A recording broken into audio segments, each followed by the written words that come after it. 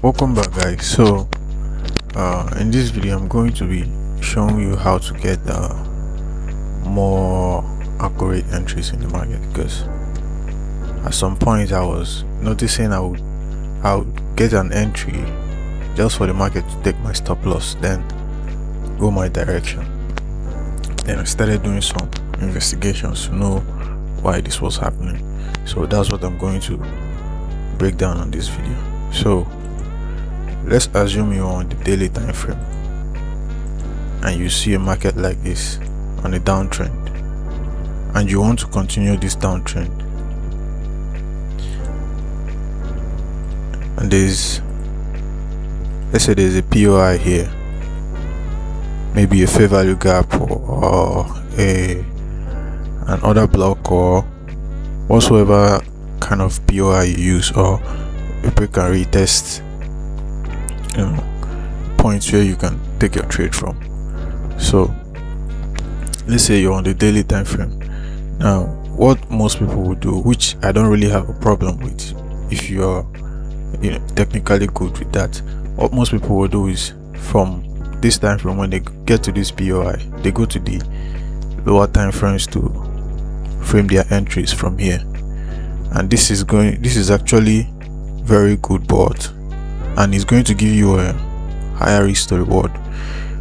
But the thing is, if you don't really know what you're doing, most of the time you get things like this: market to stop you out, then go your direction. So if you're very conversant with this all of this liquidity sweep and all of that, then it's safe for you to trade like this. But if you're not, or if you're not comfortable with that pattern, what I suggest you do is, let's assume you're on the daily time frame and the market comes back into your POI. What you do is, since you're on the daily time frame and you're getting your POI on the daily time frame, you wait for a daily time frame candle to show you that it is willing to go this direction. Maybe a bearish candle, rejection, just any form of bearish candle at all, as long as it closes bearish. That's indicating or showing you that it wants to continue going down. But the problem with this pattern is, most of the time while you're waiting for it on the daily time frame, on this time frame you got your POI, market might just come, tap in, and just go down without you, and you miss the trade. That's one downside of this, and the risk to reward is not really all that high. So, but it's more reliable. So reliable in the sense that it is simpler, not that it works better than the other one, because if you know your way around the whole liquidity sweep and all of that in the market, I think the other pattern will be okay for you, because it gives a higher risk to reward. So on the bearish side, it's the same thing. Let's assume you're looking to enter your trade here. There's a POI here, maybe a fair value gap, another block, or a simple break and retest. You wait for the market on the daily time frame to pull back, and give you that push candle that shows you it wants to go your direction. So that candle will form on the same time frame as the POI time frame, so it makes it easier for you to navigate. So that's it. I will go to a live chat. It was actually a trade I took on S&P 500. So I'll go over the trade, and so you can get a chart example of what I'm trying to say.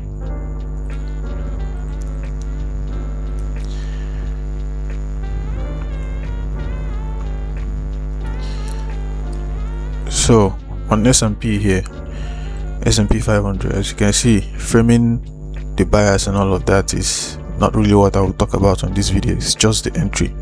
So, but let's give it a little bit of concept. As you can see, we've taken this weekly high here.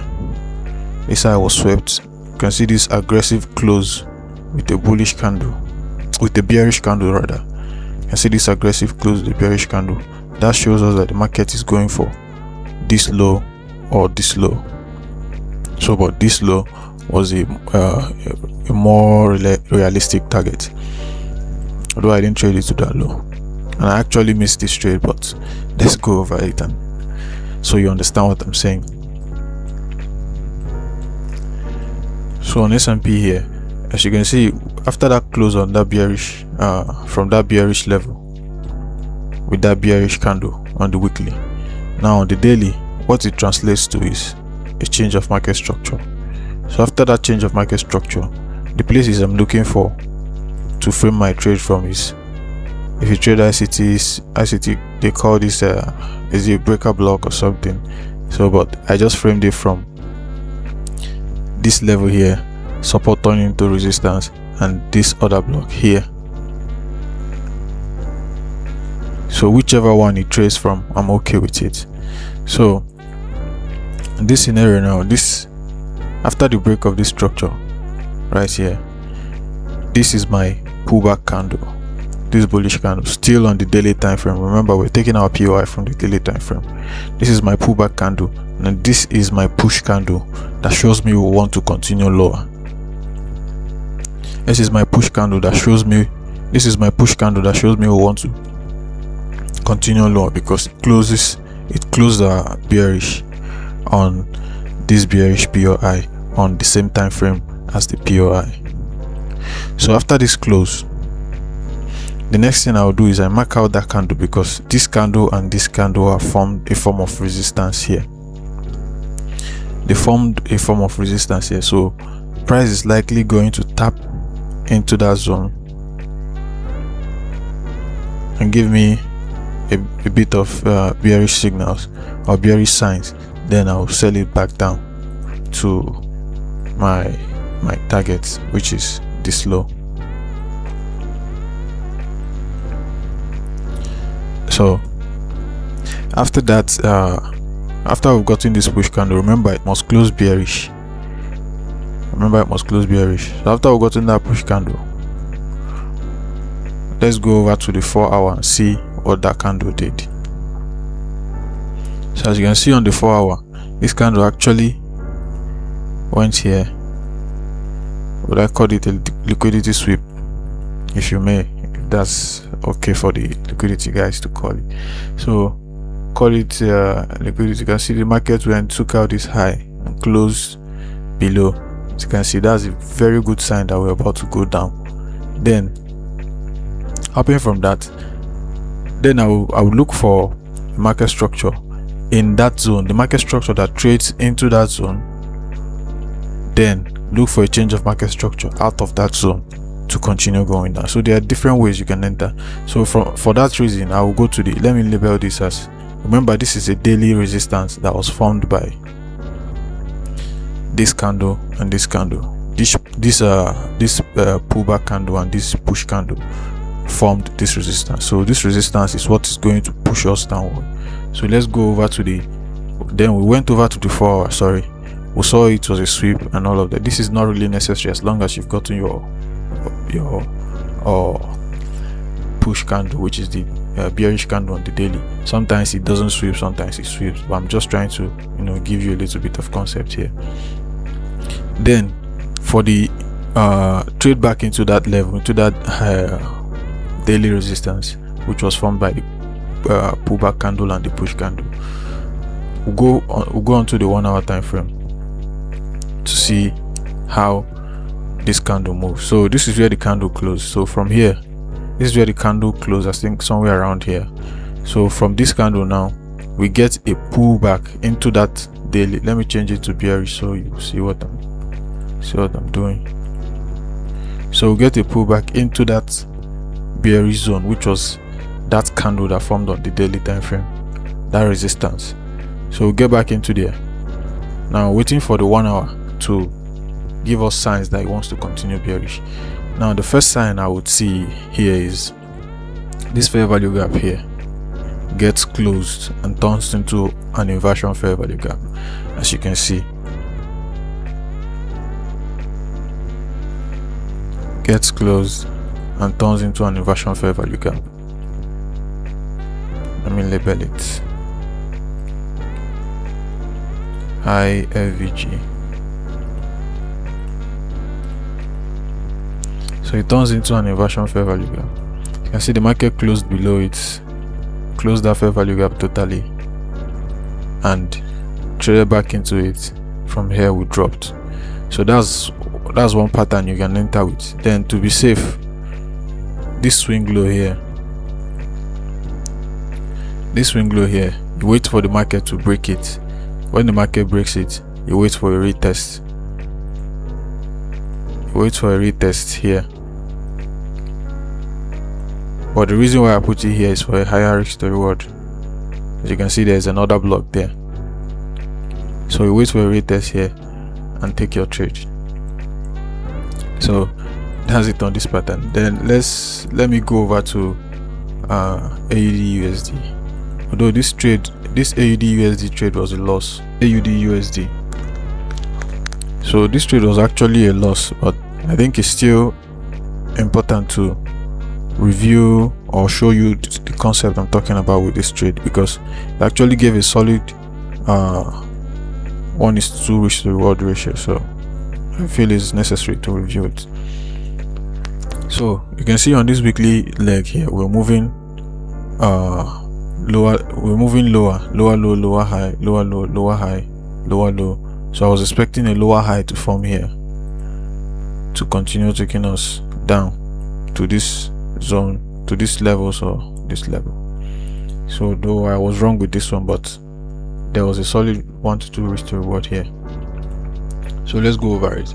So now, where are we looking out to frame our trade from, since we're on the weekly time frame? Now on the weekly time frame, you can clearly see there is an order block here, because this candle closed bullish. So there's another block here.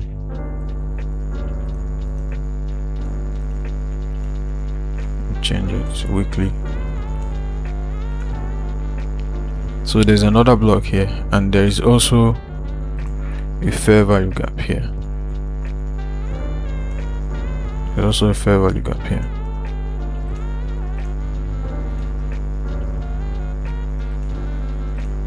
So, but in order to keep your chart clean, you can just take out this fair value gap and just look at the other block. So at the other block here, we can see the weekly candle came into that zone, closed bearish.